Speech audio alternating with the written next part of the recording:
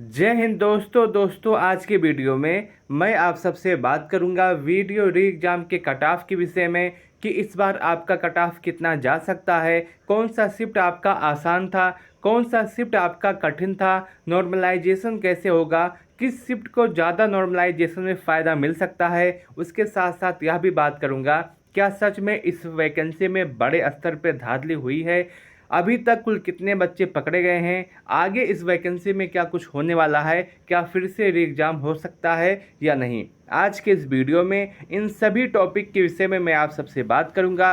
तो मैं उम्मीद करता हूं कि आप सभी लोग इस वीडियो को लास्ट तक ज़रूर देखेंगे। दोस्तों, यदि आपको यह वीडियो अच्छा लगे तो आप इस वीडियो को लाइक कर सकते हैं, अपने दोस्तों के साथ इस वीडियो को शेयर करना ना भूलें। दोस्तों, सबसे पहले बात करते हैं धांधली के विषय में। मैं आपको बताना चाहता हूं कि अभी तक लगभग 200 बच्चों के आसपास हैं जो नकल कर रहे थे या नकल करने की कोशिश कर रहे थे, ये पकड़े गए हैं। लगभग इन बच्चों की संख्या लगभग 200 प्लस के आसपास मानी जा सकती है। दोस्तों, मैं आप सबसे यह कहना चाहता हूँ, अगर हम बात करें 2018 के विषय में, 2018 में अगर आप देखें तो आयोग के पास पूरा डाटा था कि किन बच्चों ने नकल किया है, किन बच्चों ने नकल करने का प्रयास किया है, किन किन बच्चों की ओएमआर सीट बदली गई है। अगर आपने उसी समय कार्यवाही कर दिया होता तो ये मामला इतना बड़ा नहीं होता और ये जो आपका री एग्ज़ाम हुआ है इसमें जेन्युइन बच्चे आते हैं, पढ़ने वाले बच्चे आते हैं। लेकिन 2018 में आपने कोई भी कार्यवाही नहीं किया। आपके पास पूरा डाटा था कि कितने बच्चों ने नकल किया है, कितने बच्चों की ओएमआर सीट बदली गई है, तब आपने कार्रवाई नहीं किया और आपने उन बच्चों को मोटिवेट कर दिया कि आप आगे भी नकल कीजिए, कोई भी दिक्कत नहीं होने वाला है। अगर आप देखें तो वही बच्चे जो आपके 2018 में नकल किए थे, वही बच्चे तो री एग्ज़ाम में भी बैठेंगे, अलग तो आएंगे नहीं, कहीं और से आएंगे नहीं। जब एक बार वो नकल करने का प्रयास कर सकते हैं और वो पकड़े नहीं गए हैं तो वो दूसरी बार तो करेंगे। ऐसे मानी बात तो है नहीं कि एक बार नहीं किए हैं तो दूसरी बार करेंगे, या दूसरी बार पहली बार किए हैं दूसरी बार नहीं करेंगे। तो ये सबसे बड़ी दिक्कत है आयोग की। अगर 2018 में ही वह कार्रवाई कर देता, जो बच्चे नकल कर रहे थे या नकल करने की कोशिश कर रहे थे, जिनकी ओएमआर सीट बदली गई थी, अगर उसी समय कार्रवाई हो जाता तो आज के जो जेन्युइन बच्चे हैं, जो पढ़ने वाले बच्चे हैं, उनके लिए बहुत ही ज़्यादा फ़ायदा होता, उनका इसमें पूरा सिलेक्शन होने का चांस था।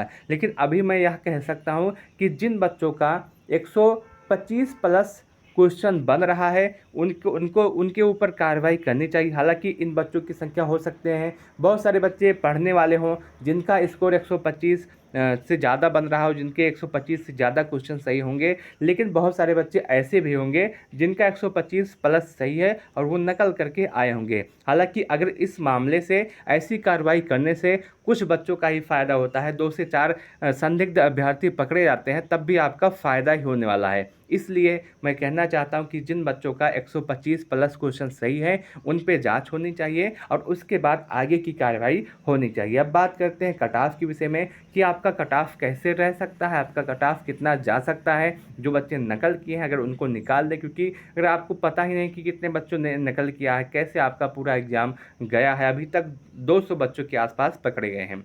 दोस्तों, किसी भी एग्ज़ाम का जो कट ऑफ होता है कई चीज़ों पे डिपेंड करता है। सबसे पहले पेपर का लेवल कैसा है, कितने बच्चों ने एग्ज़ाम दिया है, कौन सा शिफ्ट आपका हार्ड है, कौन सा शिफ्ट आपका ईजी है, नॉर्मलाइजेशन कैसे होगा, कट ऑफ कितना जाएगा। उसके साथ साथ अब ये एक मामला ये भी जोड़ना पड़ता है कि नकल कितना हुआ है। इस भी चीज़ पे आपका डिपेंड करता है कि कट ऑफ कितना जाएगा।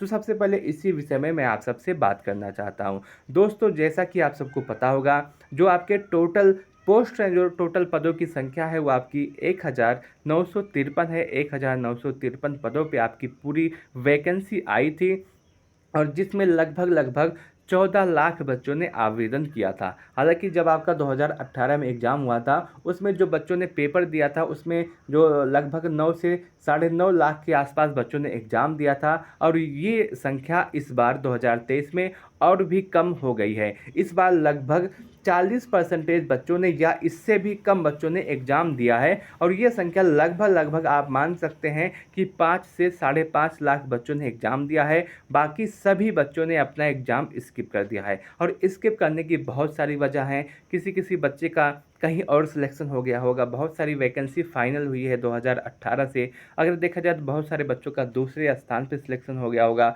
और जो बच्चे एग्ज़ाम दिए हैं उसमें से बहुत सारे बच्चे ऐसे हैं जिनका कहीं ना कहीं और सिलेक्शन हुआ, लेकिन फिर भी वो एग्ज़ाम दिए हैं। उसमें बहुत सारी वजह है। कुछ बच्चे तो इसलिए दिए हैं कि उनको बहुत सारे लोग कह रहे थे जब उनका वीडियो एग्ज़ाम में हुआ था, तो बहुत सारे उनको सुनने के लिए मिल रहा था कि ये नकल करके पास हुए हैं, ये नकल करने की वजह से पास हुए हैं। तो बहुत सारे बच्चे ईगो में भी दिए हैं कि मैं जब 2018 में पास कर सकता हूँ, तो 2023 में भी पास कर सकता हूँ। ऐसे बच्चों की संख्या है।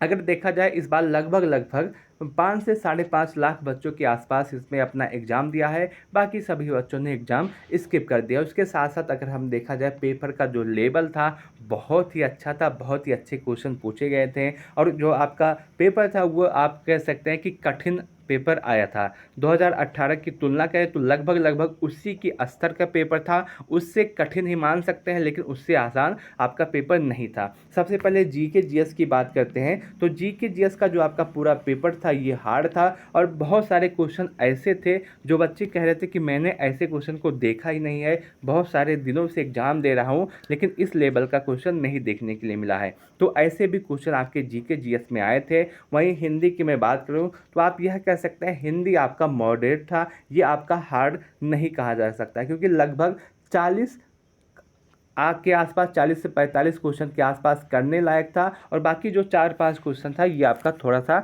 हार्ड था। आपको बहुत सारे बच्चों को हिंदी इसलिए कठिन लग रहा होगा क्योंकि बहुत सारे बच्चे टारगेट किए थे कि मैं हिंदी में अपना आराम से 45 प्लस क्वेश्चन कर लूँगा और इसमें मेरा अच्छा स्कोर हो जाएगा। लेकिन इस बार की जो हिंदी थी वो 45 प्लस या 50 के आसपास करने लायक नहीं थी। बहुत सारे बच्चों का टारगेट था कि मैं हिंदी में पूरा 50 करूँगा, और उन बच्चों के लिए हिंदी कठिन लग रहा होगा क्योंकि हिंदी में जो आपका स्कोर इस बार हुआ है, एवरेज स्कोर जो हुआ है वो 40 से 45 के आसपास ही रहा है। उसके साथ साथ रीजनिंग की मैं बात करूँ तो आपका रीजनिंग भी थोड़ा सा मॉडरेट आप कह सकते हैं, हार्ड के मॉडरेट टू हार्ड कह सकते हैं, क्योंकि इसमें बच्चों को बहुत ही ज़्यादा समय लग रहा था, क्वेश्चन भी आपके बहुत ही ज़्यादा लेंदी थे, और आपकी जो सबसे बड़ी वजह थी आपके कट ऑफ कम जाने की वह है आपका नेगेटिव मार्किंग, क्योंकि 1/2 की नेगेटिव मार्किंग थी जो कि बहुत ही ज़्यादा बड़ी होती है। अगर आप देखें जीके जीएस ऐसा था कि आप इसमें ज़्यादा क्वेश्चन अटेम्प्ट ही नहीं कर सकते हैं, क्योंकि आपका जो क्वेश्चन था बहुत ही ज़्यादा डिफ़िकल्ट पूछा गया था, और 1/2 की जब नेगेटिव मार्किंग होती है तो उसमें बच्चे ऑटोमेटिक ज़्यादा क्वेश्चन अटेम्प्ट नहीं कर सकते हैं, क्योंकि आपके क्वेश्चन गलत होने के भी ज़्यादा चांस रहते हैं। इसलिए आपका जो कट ऑफ बहुत ही ज़्यादा इस बार नहीं जाएगा, क्योंकि नेगेटिव मार्किंग इस बार बहुत ही बड़े लेवल की थी, बहुत ही बड़े स्तर की नेगेटिव मार्किंग इस बार हुई है। तो आपका यही पूरा मामला है आपके पूरे पेपर का। जो आपका जीके जीएस है ये हार्ड आया था, हिंदी को आप थोड़ा सा मॉडरेट कह सकते हैं, और रीजनिंग को आप हार्ड कह सकते हैं, क्योंकि इसमें जो आपका पूरा रीजनिंग था ये टाइम टेकिंग था और अच्छा समय ले रहा था, और 1/2 की नेगेटिव मार्किंग थी, ये आपके पेपर को और भी ज़्यादा कठिन बना दे रहा था। उसके बाद आगे मैं बात करूँ आपका कौन सा शिफ्ट आपका हार्ड है, कौन सा शिफ्ट आपका ईजी है, तो मैं आपको बताना चाहता हूँ कोई भी शिफ्ट आपका ईजी नहीं है। बस आपका कोई शिफ्ट हार्ड है और कोई शिफ्ट उससे भी ज़्यादा हार्ड है, बस इतना मामला हुआ है।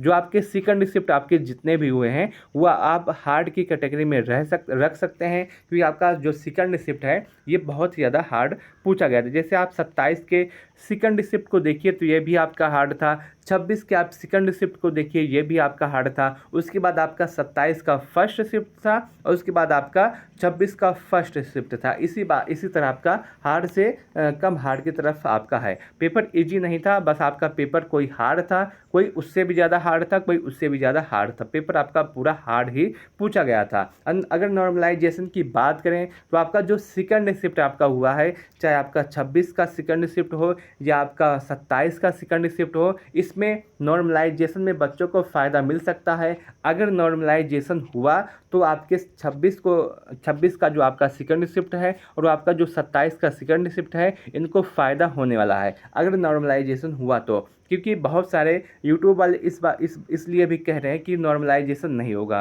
क्योंकि 2018 में जो आपका एग्ज़ाम हुआ था उसमें नॉर्मलाइजेशन नहीं हुआ था।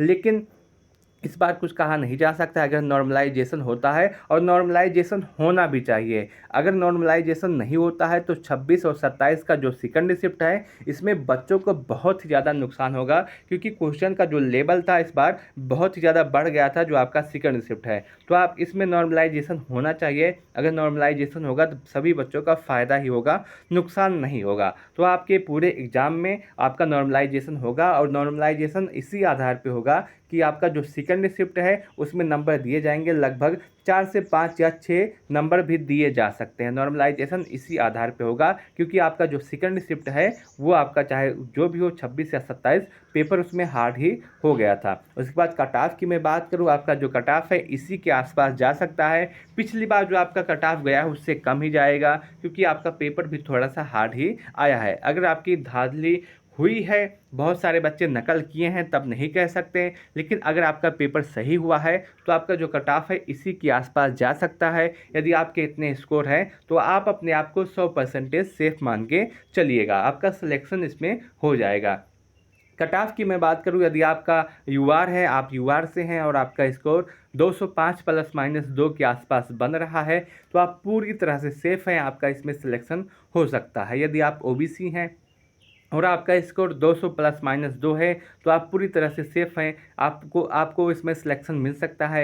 यदि आप एससी हैं और आपका स्कोर 190 प्लस माइनस 2 है तो आप पूरी तरह से सेफ हैं। यदि आप एसटी हैं और आपका स्कोर 175 प्लस माइनस 2 है तो आप पूरी तरह से सेफ हैं। यदि आप फीमेल हैं और आपका स्कोर 195 प्लस माइनस 2 है तो आप पूरी तरह से सेफ हैं, आपका इसमें सिलेक्शन हो सकता है, आपको इसमें जॉब मिल सकता है। इस बार का जो कट ऑफ है इसी के आसपास जाने वाला है, इससे ज़्यादा नहीं जाएगा। इससे ज़्यादा तभी कट ऑफ जाएगा जब आपके एग्जाम में बहुत ही बड़े लेवल की धांधली हुई है, और आपका जो पेपर जिस लेवल का आया है, जिस लेवल के बच्चों ने एग्जाम दिया है, उसके हिसाब से आप कह सकते हैं कि आपका कट ऑफ इसी के आसपास जाने वाला है। मैं उम्मीद करता हूं कि आपको यह पूरा वीडियो अच्छा लगा होगा। यदि आपको यह पूरा वीडियो अच्छा लगा हो तो आप इस वीडियो को लाइक कर सकते हैं, अपने दोस्तों के साथ इस वीडियो को शेयर कर सकते हैं। आपके मन में कोई डाउट, कोई सवाल हो तो आप कमेंट सेक्शन के माध्यम से पूछ सकते हैं, मैं आपके प्रत्येक कमेंट का जवाब अवश्य दूंगा। उसके साथ साथ आप कमेंट सेक्शन के माध्यम से ये जरूर बताइएगा